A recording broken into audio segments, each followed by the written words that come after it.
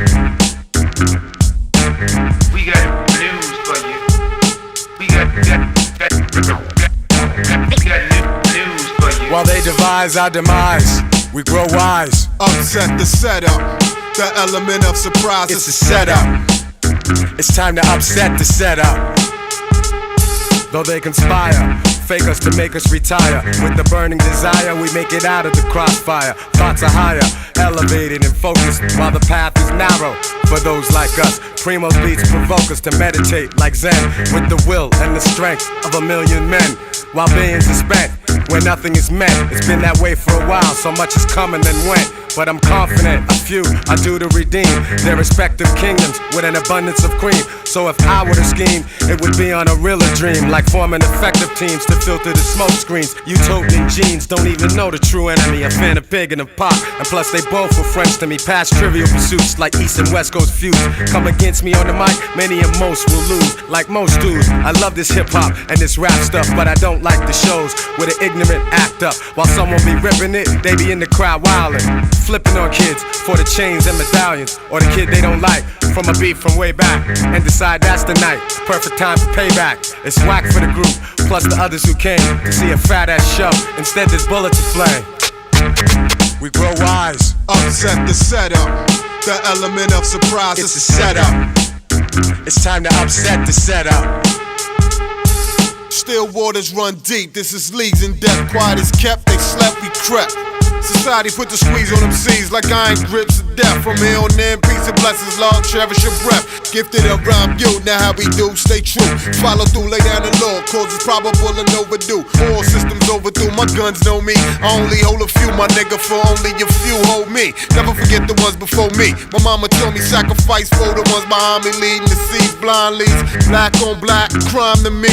Inclined to refine my creed, I eat, think and lead, conceive to make the beast bleed. Enhanced thoughts like torch trees, scorch the earth, 3/4. Let my offspring feed off me. Corpus dialect, that's costly, lost and found on enemy ground. Woe to those that don't know how we get down. It's sound speed, we breathe. No more confined to blind greed of self-destructive deeds. Heed my freedom war cry, of course, a memoir of my peeps that died, the loved ones alive. Reinforce and fly high as I lie, so shall I. From New Wide to Cali, next plateau, you and I verse soul.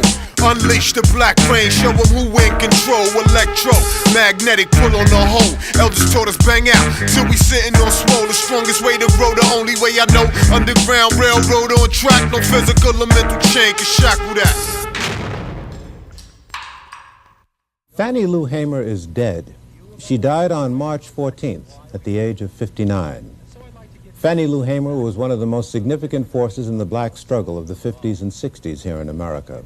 It was she who led the fight for black representation in the Democratic National Convention by forming the Mississippi Freedom Democratic Party. Miss Hamer was vilified, scorned, and beaten several times by Klansmen, sometimes police. But she never deferred her priorities and her commitment. We are all indebted to her for her contribution. Many of us, including myself, enjoy jobs and opportunities that she helped make possible. In that spirit, we salute Sister Fannie Lou Hamer with this film. Freedom! Freedom! 400 years of love, nonviolence, turning the other cheek, and still being lynched, hung, and murdered. This have to be something else. In 1962, a black woman who had worked for 15 years on a Mississippi plantation decided to register to vote. As a result, she was fired and evicted from her home. From that time till now, Fannie Lou Hamer has battled back against guns, bombs, police brutality, and hate. An untiring organizer for the Student Nonviolent Coordinating Committee during the Freedom Movement, a fiery opponent of lily-white representation in the Congress, a moving spirit in the formation of the Black Mississippi Freedom Democratic Party, an angry challenger of white racism at the Democratic Party convention in 1964, a black prophet preaching love, courage, and organization. Fannie Lou Hamer is an incredible engine for change.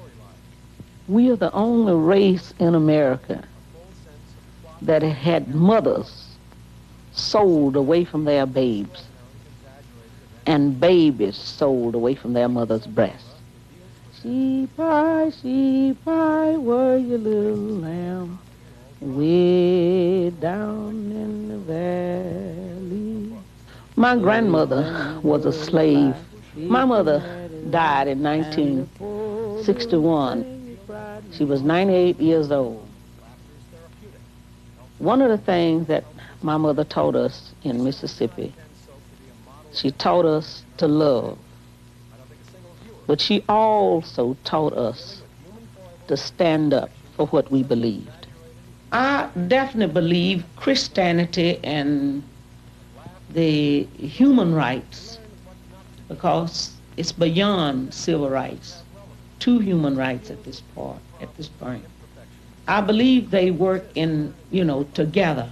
Walk with me, now Lord, walk with me.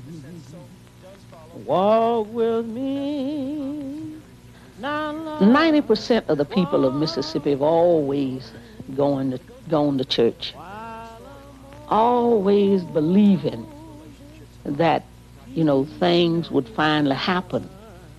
But, we found that things just don't change like that. You have to make them change.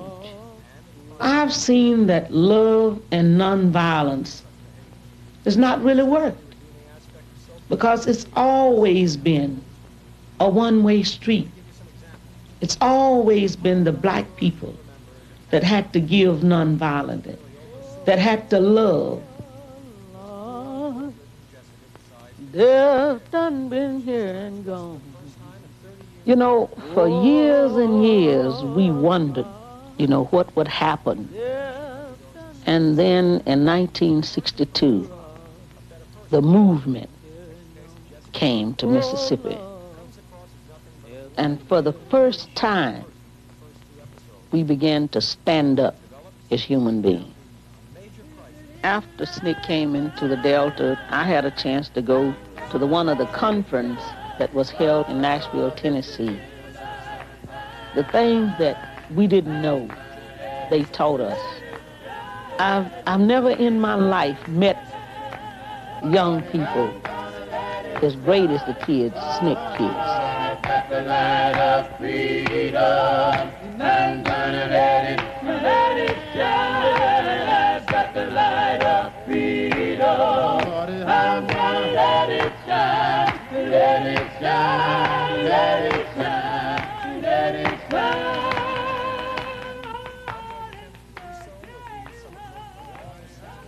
And working with these young people, that's where I found Christianity. Because these were the young people was tackling the Goliaths in Mississippi, throughout the South. These are the young people that brought the attention to the country, that what they said that was really happening in the country had really never happened and never will happen until we make it happen. This, to me, is Christianity. I think every person in this country, instead of trying to talk about these young people, should be taking off their hats and giving a special tribute to people like SNCC, the Student Nonviolent Coordinating Committee, that tried to show America the sickness of this country. You serve God by serving your fellow man.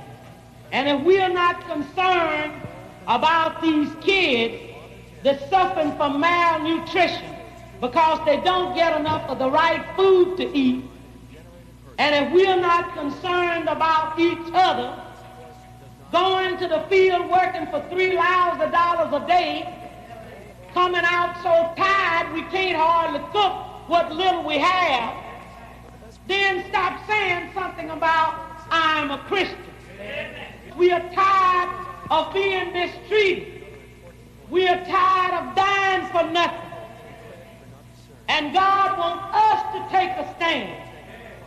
And the only way that we can change the system in the state of Mississippi is by going to the courthouse, registering to vote.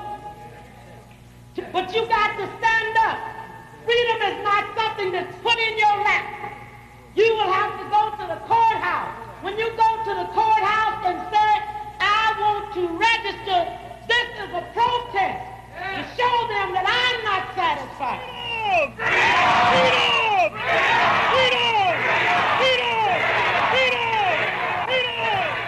Well, you know, in 1964, we had the Civil Rights Bill passed. 1965, we had a new Voting Rights Act passed. None of that has meant literally nothing but just something down on paper. So I always said in my mind, if I live long enough that I can go to Washington, D.C. and bring this case before the Justice Department, I know then we will have some solved problems. But I was in for a rude awakening. When I got to Washington, D.C., some of the cats from Mississippi was with the Justice Department. We just got a lot of names like the Justice Department and all of these other kind of departments, but I ask now, do we have a Justice Department or an Injustice Department? With the kind of education that was offered in Mississippi, if we would leave Mississippi to go to some of the big cities, we would wind up in the soup line.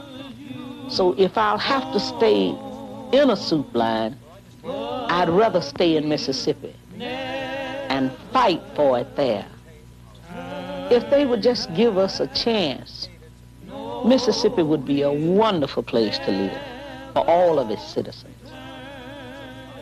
You know, it was a few years ago that Stokely, came out with the phrase Black Power. People become terrorized. White friends we had backed away because this seemed to be such a dreadful, such a drastic word, Black Power.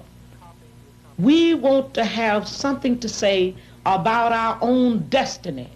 We want to set up some of the criteria around the education of our children. We want our children to know about some of the kind of contributions that our people have made to this country. And we want political power. This means Black power to us. For Mrs. Hamer, every sunrise is a gift of time to create change. Building Black power with the Freedom Farm Cooperative to feed the hungry in the Mississippi Delta. Harnessing the energetic goodwill of young blacks and whites in the nationwide marches against hunger and war. Touching with tenderness the lives of all whom she has met on the road to freedom.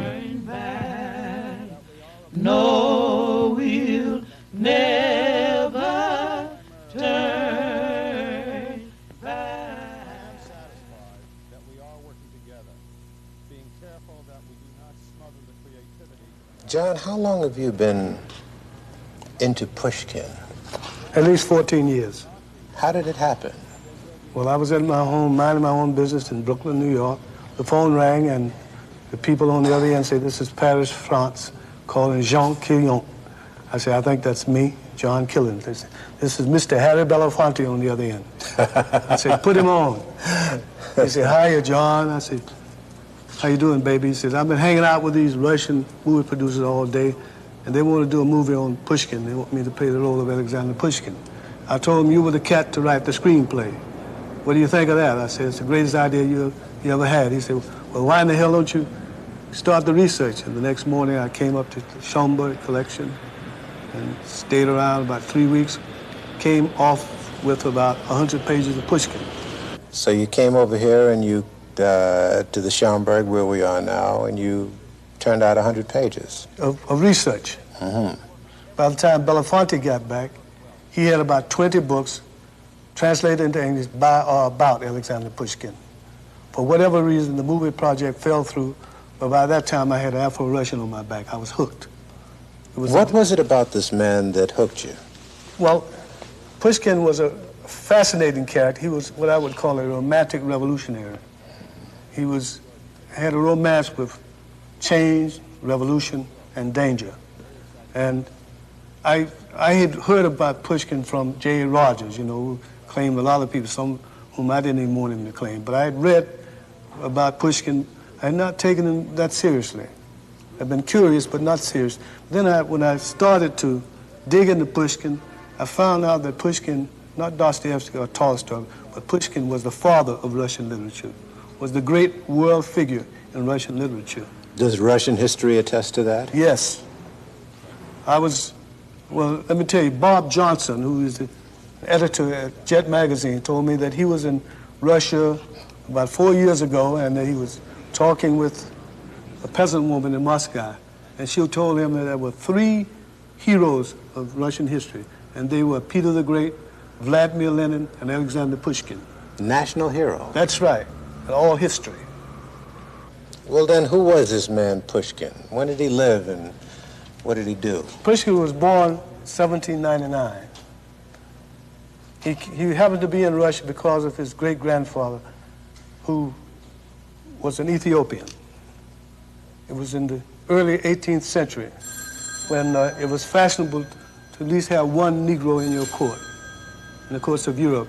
Sometimes they were footmen, sometimes they were lackeys, court jesters. Peter the Great was the Tsar of Russia, and he was a Europhile. He sent the word out to all of the embassies throughout Europe, find me a Negro. Meanwhile, the Turks had war with the Ethiopians and had captured a young African prince, brought him to a harem in Turkey, and they had plans to turn him into a eunuch, train him to be a eunuch. He was kidnapped by the ambassador from Russia and brought to the court of Peter the Great. Peter the Great took a fancy to him because he was a handsome lad and highly intelligent. He was 9 years old. So therefore he became, he was elevated rapidly from footman to lackey to, at the age of 16, personal secretary to His Most Imperial Majesty. So this man became a general in the army, and he acquired an estate with 1,000 serfs. Pushkin wrote a novel about him called the novel The Negro Peter the Great, about his grandfather. Pushkin changed, let me read a quotation by Dostoevsky about Pushkin. You've been to Russia to study this man, yes. Obviously. Dostoevsky at a Pushkin memorial 96 years ago in Moscow said, "Without Pushkin, we should have lost not literature alone, but much of our irresistible force, our faith in our national individuality, our belief in the people's power, and most of all, our faith in our destiny." But Franco-Russian writer Henry Troyat said, "Pushkin grew with the years. Every other writer claimed descent from him. Inexplicably, the whole of Russian literature proceeded from his genius. Poetry, novels, short story, history, theater, criticism. He opened up the whole gamut of literary endeavor to his countrymen. He was the first in time, he was the first in quality. He was the source. Neither Gogol or Tolstoy could have existed without Pushkin, for he made the Russian language." Have you read most of Pushkin's work? Yes. How would you describe them? I would describe them, his work is full of irony. It's full of love for the peasant. Pushkin was one of the first writers who broke with the writing about just the aristocracy. He was the first Russian writer who wrote in Russian idiom. Did he write about Africa? He wrote poems about Africa. He wrote about his longing for his ancestral shores. There's a very specific poem about that. And he tried to escape a couple of times to Africa. He never left Russia. Tried to go to China once, tried to go to Africa. He was always under constant surveillance by the Tsar. He was in exile when the first revolution was attempted in Russia to overthrow the Tsar, Tsar Nicholas I, and it was ruthlessly put down. Several were hanged, and Pushkin's best friend, among hundreds of others, was sent to the salt mines of Siberia. These people, it happened in December. These people are known as the Decembrists. Pushkin is known as the bard of the Decembrists. How much information is available here in the States today about Pushkin? There's a lot of information available about Pushkin among Russian scholars, people who study Russian, the Russian language. But that's a very elite group, and there's very little available for the public. And you can find them in obscure libraries. There's a book of short stories, including the novella, The Negro Peter the Great. There's a book of poetry, including his great novel in verse, Eugene Onegin. Well, these are, you have to look for, you have to search for. But every time the Foreign Language Association has a meeting, they make reports on Pushkin and evaluate his work. In Russia itself, there are people called Pushkinists, whose life's work is just to study Pushkin, to discover new letters written by him. And letters coming from obscure places in Russia. And people engage in debates about him, about how he died. Was it a conspiracy that began in the court of Nicholas? And there's just always something going about Pushkin. Pushkin... How long did he live, incidentally? 38 years. 38 years. He did all that work. He started to write when he was about 12 years old. And he started writing in Russian. As I started to say, the Russian people, Russian writers before that time all wrote in French, and even the French idiom. Let me tell you, I was talking to a young man about Pushkin up at Saratoga Springs last summer, and he called me a few days ago. He said, man, I really got into Pushkin. I've been reading everything. He said, that cat was really something else. I said, I knew that. He said, well, I thought he was just a figment of J. Rogers' imagination. This is a great man. I said, I knew that. He said, he was in a bar, working class bar in the village, and that two white working class men came into the bar, and they sat in a booth behind him, and he heard them talking what he thought to be Polish. But he's a pretty brash young man, so when he finished drinking his beer, he walked over to them and said, are you gentlemen Polish? They said, no, Ruski, we're Russians. He said, he asked them very timidly, did you ever hear Alexander Pushkin? They didn't understand what he was saying at first, so they pronounced it Pushkin, you know. Finally, they knew what he was saying. They jumped up and they said, Pushkin, Alexander Pushkin. Everybody knows Alexander Pushkin. He said they did a Russian dance. They hugged him and kissed him and got him stone drunk on vodka. And now you've written a book about him. That's right. And you're having problems publishing the book. A couple of problems. A couple of publishers have turned the book down. One publisher said that it was racist. Racist? Racist.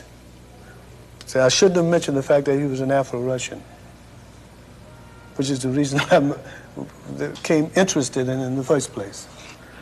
But I have a feeling that there's a tendency on the publisher's part not to challenge the legend that Dostoevsky and Tolstoy are the great men of letters of Russia, which is what most literate Americans believe. But Pushkin, as I told you, Pushkin made the Russian language. What is your work, a biographical work? Is it a textual work? What is it? It's a biographical novel. I'm a novelist, so I felt that I could get closer to Pushkin by taking the facts and digging into what made the man tick. And it's a culmination of some 14 years' work. Yes, it's what I call faction. And a man with your credentials, with your prestige, about a valid, important person like Pushkin, you're having trouble getting it published. Yes. What do you have to say about that whole phenomenon? I can only believe that it has something to do with racism among the publishers. The publishers, as I said before, want to continue the myth that Pushkin. I had a big fight up in Boston the other day with some Russian scholars who wanted to tell me that Pushkin was important, but not compared with Dostoevsky or Tolstoy. Dostoevsky himself disputes it's racism, but we will be published. There's no question about that.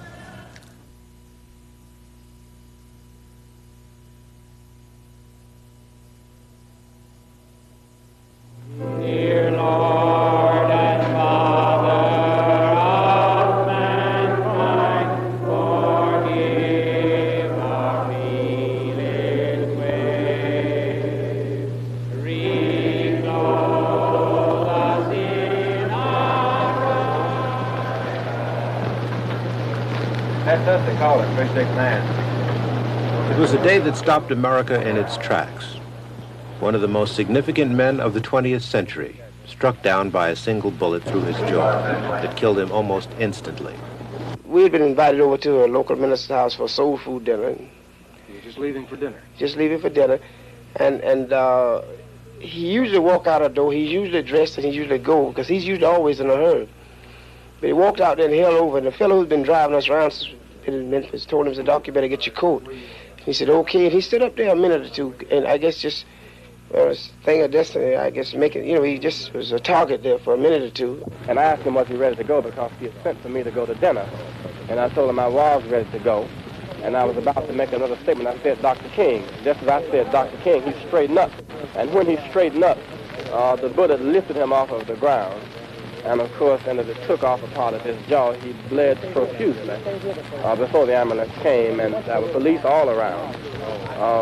They came charging toward us, asking us what happened, from which direction did the shot come. We could stay over our heads because you did not hear a shot, you just saw the explosion in his face. The assassination took place in the city of Memphis, Tennessee, where Dr. King was involved in supporting a strike by the sanitation workers of that city, most of whom are black, who are in quest of decent wages. We're getting ready to demand jobs and income. We're tired of working full-time jobs for part-time income. All right. We're tired of living in run-down, dilapidated, rat-infested shacks and slums. We are tired of our children having to attend overcrowded, inferior schools. Make it plain. And we are tired of our men not being able to be men because they can't find work.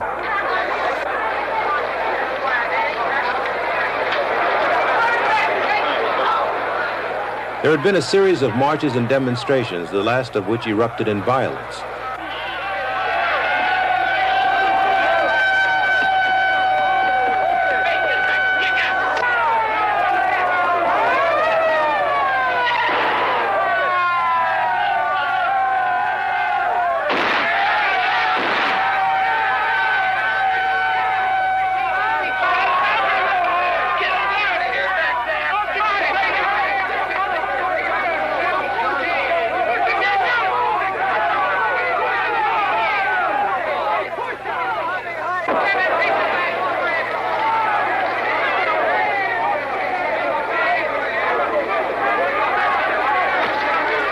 Disappointed Dr. King left Memphis to meet another commitment, but he vowed that he would return to lead a peaceful demonstration march.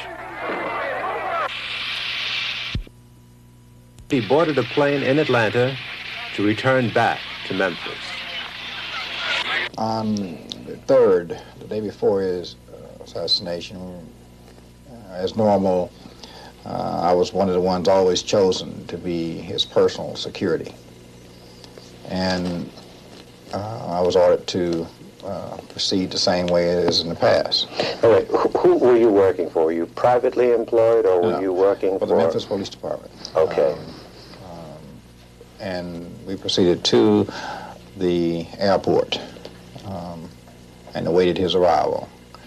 And once he arrived with his body and other persons who met him there, we asked or told him that we were there for security, to give him the same security. I wished I knew now who in his party said we don't want security. Well, mind you now, this wasn't the first time that the party had said we don't want no security. I said, well, I'm here to make sure he gets to Lorraine Motel, and that's where I will see if he get to. And we'll talk about the other later. So we proceeded to escort him to Lorraine Motel. And once arriving there, we were met by other plainclothes detective from the Memphis Police Department and my inspector, who was in charge of the security. And he asked the party for the opportunity to offer security for Dr. King. Again, he was denied the right to give that security. We proceeded. He asked then for his men and us to move behind the wall. There's a wall bordering on Mulberry Street that's from the Lorraine Hotel. So we proceeded behind the wall, and he called back headquarters and was instructed to move. Forget it, just move out there. And upon that, I asked him, could I stay in the area and find a location where I could still offer security? Mind you, this inspector had before offered security, not only for Dr. King, but for the president, the vice president, whatever. So he understood security. He said, okay, Joe, do what you want to do. We looked around and found a fire station that had a back door and a window that you could see very vividly with the naked eye. The room of Dr. King and everything within that spectrum. And we set up over there. Once we had set up this post, then I thought it was more wise then to not only contact my inspector, but to report it to the intelligence, which I did. And later on, I think either I or someone brought us binoculars so we could see cars that we couldn't visualize the numbers. And we kept note of person going and coming. And the afternoon went on, and it was time for the speech, his last farewell speech, as we can call it now. And it began to rain, and it rained. Some began to talk about the threats that were out. What would happen to me from some of our sick white brothers? Well, I don't know what will happen now. But it really doesn't matter with me now, because I've been to the mountaintop. I don't mind. Like anybody, I would like to live a long life. Longevity has its place. But I'm not concerned about that now. I just want to do God's will. And he's allowed me to go up to the mountain. And I've looked over. And I've seen the promised land. I may not get there with you. But I want you to know tonight that we as a people will get to the promised land.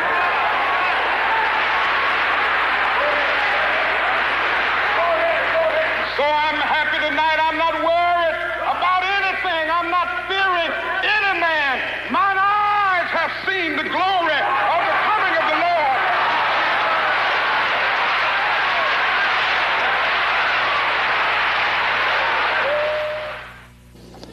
Well, I wasn't actually supposed to return there the next morning, but I did. Richmond and I both returned back that morning and stayed all the morning until the approximate 2 or 3 hours prior to his assassination. What precisely was your contingency plan in the event that Dr. King had been killed when you were in the fire station across the street? What was your plan? Well, the plan was that Richmond would remain at the rear, looking out the window to observe anybody moving. And mine was to go to the front of the building and go north.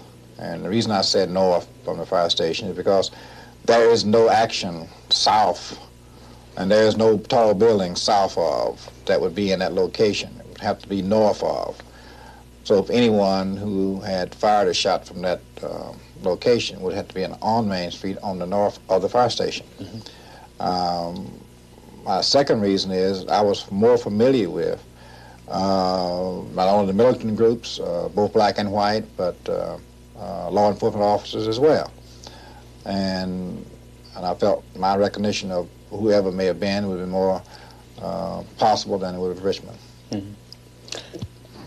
What was your reputation as you view it now? Was Richmond more loyal to the police department than you, or did they suspect you were too sympathetic to Dr. King and the sanitation workers in Memphis? Well, there were several memos that had been written to the intelligence that I had been encouraging the sanitation workers to stay out. So, and they knew my feelings about Dr. King already. So, I don't know, you add 2 and 2 makes 4 or whatever. Let me ask you this. Why did you make elaborate plans to trap the assailant should the assassination occur? Why did you seemingly, from this vantage point now, it seems that you put more emphasis on catching the perpetrator after the deed rather than preventing the deed?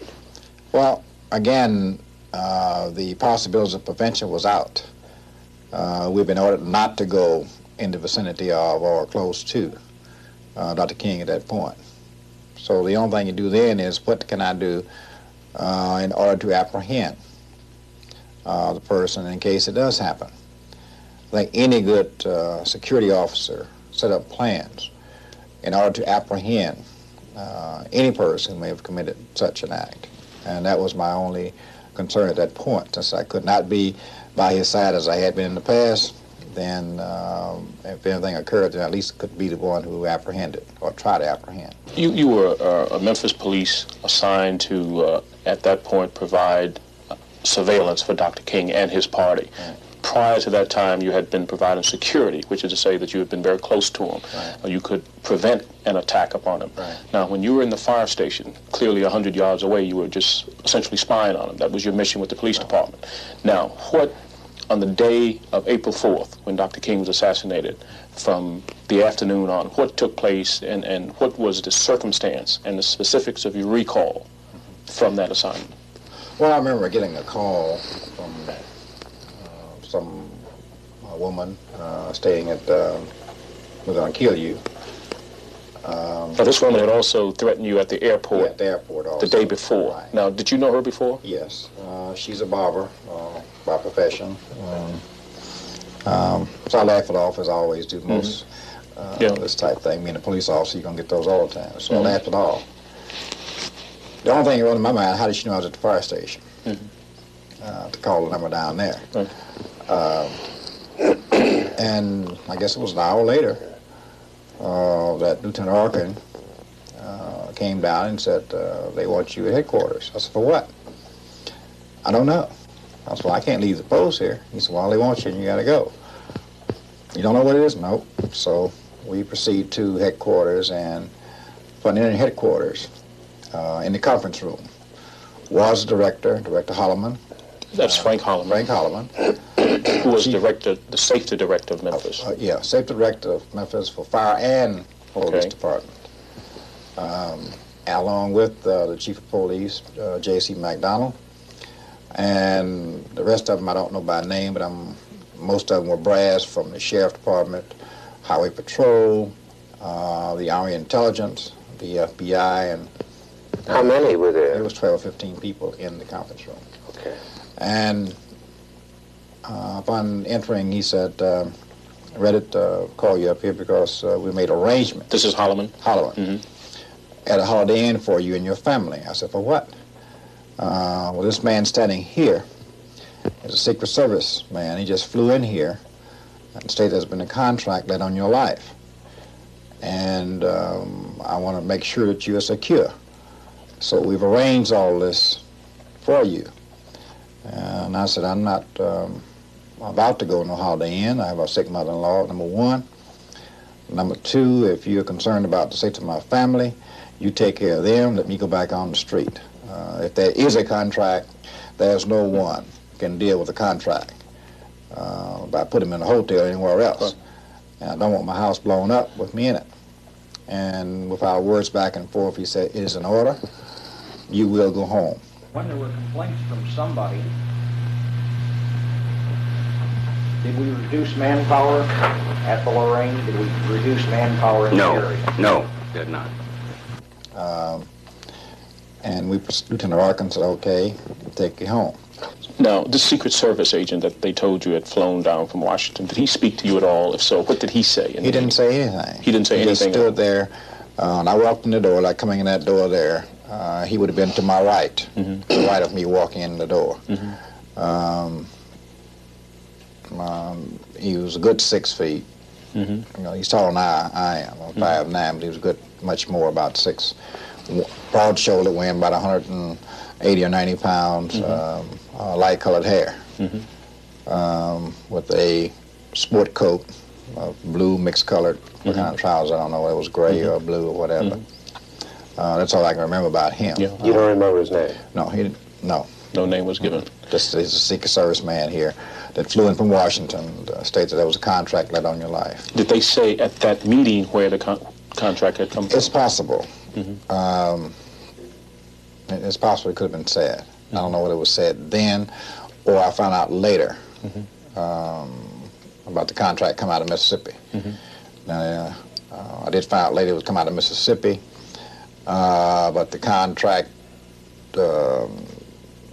was let out of St. Louis. Right, right. Okay, now, so you left the police headquarters, and then what did you do? What you mean? When after he gave you your order, you went down in the squad car and you went home. Went home and we parked out in front of my house, and the purpose of parked out in front of my house was waiting on security for me. But after this happened, we went inside. You were in the squad car when you actually heard the announcement on the radio. In the cruiser. It was a cruiser, a protective cruiser. Okay, now you had two bodyguards essentially with you, 2 police? Yeah, after this happened, 2 officers arrived, 2 detectives arrived. Right. How long did they stay with you? Were they with you around the clock? Around the clock until Sunday night. Until Sunday night. Yeah, so Sunday night would have been, well, he was killed on the 3rd, so that would have been the 7th. Right. Okay. Security, and I don't mean surveillance now, I mean security, close-in security that had been provided for Dr. King before had been essentially stripped away in 3 particular elements. One is that the Memphis Police Department, in addition to you in Richmond, had a 4-man team that was assigned to Dr. King. That was removed on the 3rd of April, the day before he was killed. You and Richmond had been security close to him. You were removed as security and placed essentially on spy and surveillance. There was also a group called the Invaders that had a security force. That group was removed 15 minutes before he was killed. Now, could you tell us a little bit about what you know about the Invaders? The Invaders were the young group out of South Memphis, what we call Trig in Florida. Quite a brilliant young group. Many of them had, 1 or 2 had master's degree and college degrees, and some were high school students, but all seemed to have been brilliant young men. And I think their whole beginning was that they had been denied the various opportunities. And I think when Dr. King started coming to Memphis, they got involved in this. And I think Dr. King became involved with them to the point is to talk to them about violence, not to participate in violence, and that he was a man of peace. On that particular day, on the 4th, I still haven't found out why they left. They left before I was pulled out. And they left out in... They left the Lorraine Hotel. Lorraine Hotel before I was pulled out from that site. And they left at a very rapid pace. With their clothes in their hand, some was putting their shirts on. And how many? Half dozen? Well, good to 6, 7 more. Good half dozen. And the car sped off, and some were still trying to get in the car, the door open. This has stuck in the back of my mind. Why? What caused those young men to leave a 2nd floor, the same floor that King was on, in such a haste? And I think it meant more, the question came more pronounced after his assassination. Why did they leave so abruptly?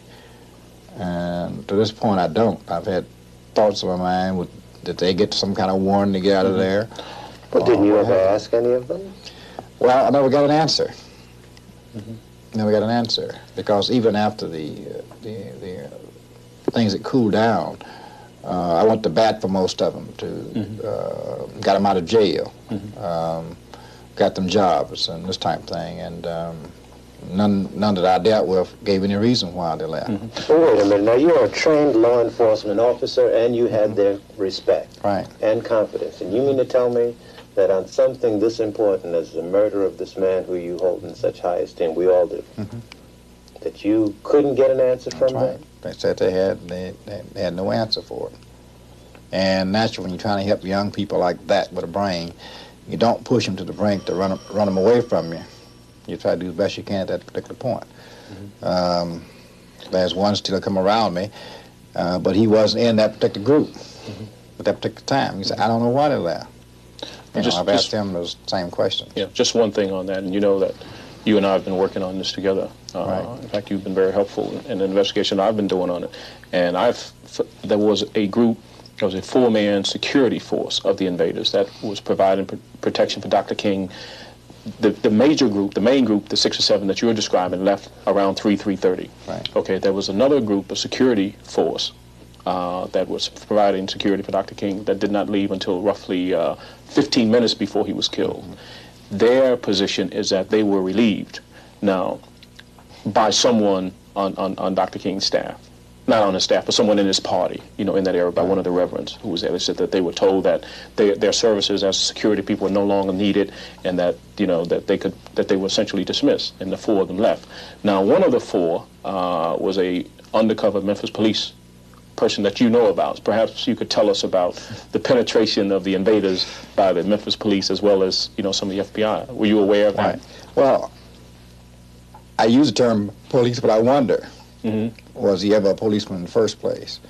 I think we got wind of this when the guys asked me about it. I said, well, just watch him and see. The invaders asked you about it. Right, and I said, watch and see. I said, I think every group at this point has somebody in it. That's my feeling. And I think they finally caught him.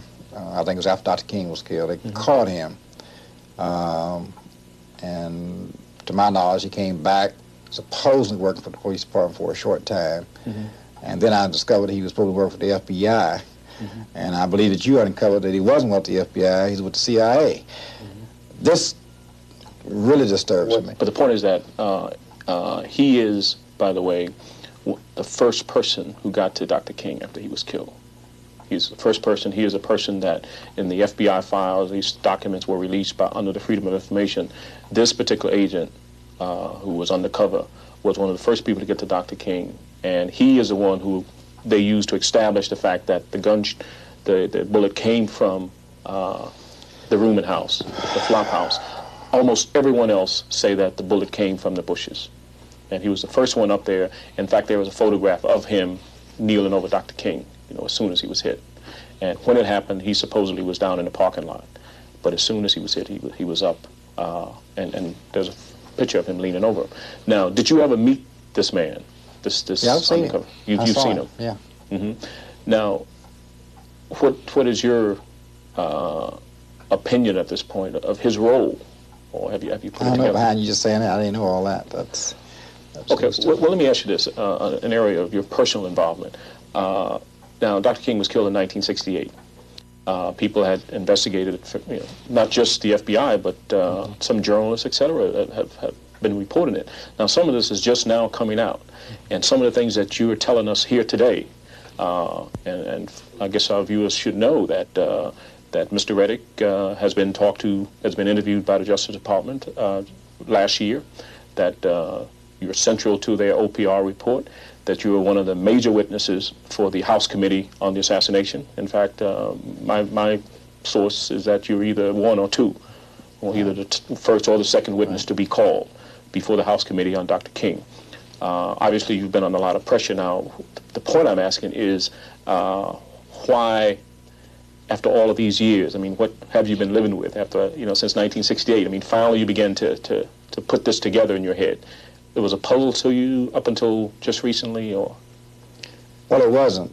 I just felt there wasn't no point in doing anything at that point, and that who do you go to, who do you talk to, who do you get things started on or with? So you try not to think about it anymore. You try to put it out of your mind. But I think that the involvement of bringing it back up started me to re-evaluating and beginning to start to put the puzzles together. I sometimes feel I have the puzzle put together. And like the information you just gave me there, it gives me another plug to put in my puzzle. So I think information as you gave me then would lend then for me to complete that puzzle. Why, just backing up a step, why do you feel you were pulled away from your assignment of surveillance that day? Why do you think they pulled you away? I think because whoever pulled the trigger, I could identify.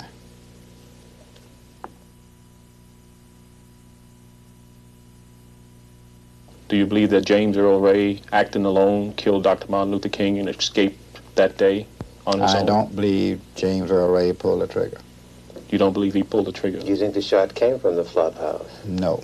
Where do you feel the shot came from? Came from the hill below the window of the flop house. Why do you think that? I think that some way they could substantiate the upward motion or the motion of where the bullet actually penetrated.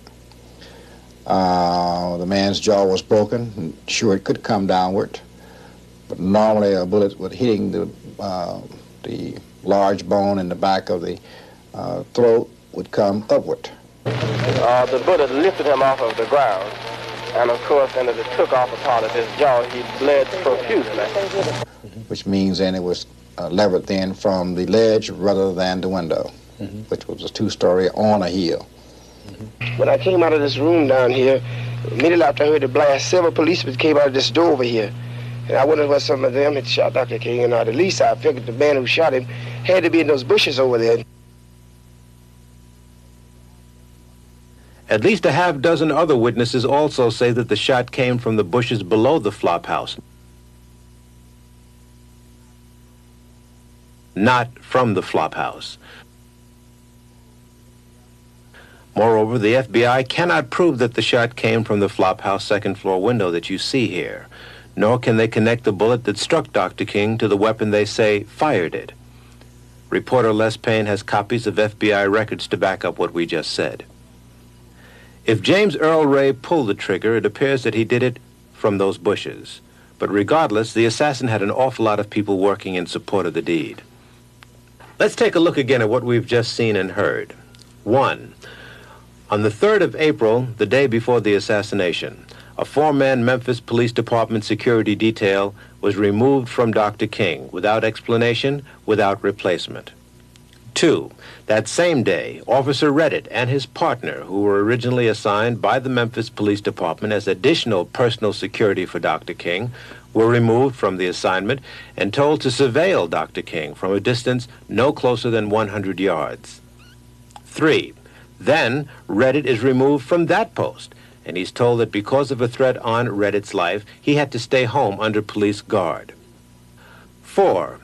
On the 4th of April, all but 4 of a group of some 12 men called the Invaders, who had also been guarding Dr. King from an adjoining room in the Lorraine Motel, left in haste just an hour and a half before the assassination. The remaining 4 invaders also left 15 minutes before the fatal shot was fired. There is no explanation to this day as to why. Finally, there's the Memphis Police Safety Director, Holloman, who you heard tell a press conference that he had not removed any police personnel from Dr. King's security detail. Let's hear it again. When there were complaints from somebody, did we reduce manpower at the Lorraine? Did we reduce manpower in the area? No. Why do you feel you were pulled away from your assignment of surveillance that day? Why do you think they pulled you away? I think because whoever pulled the trigger, I could identify.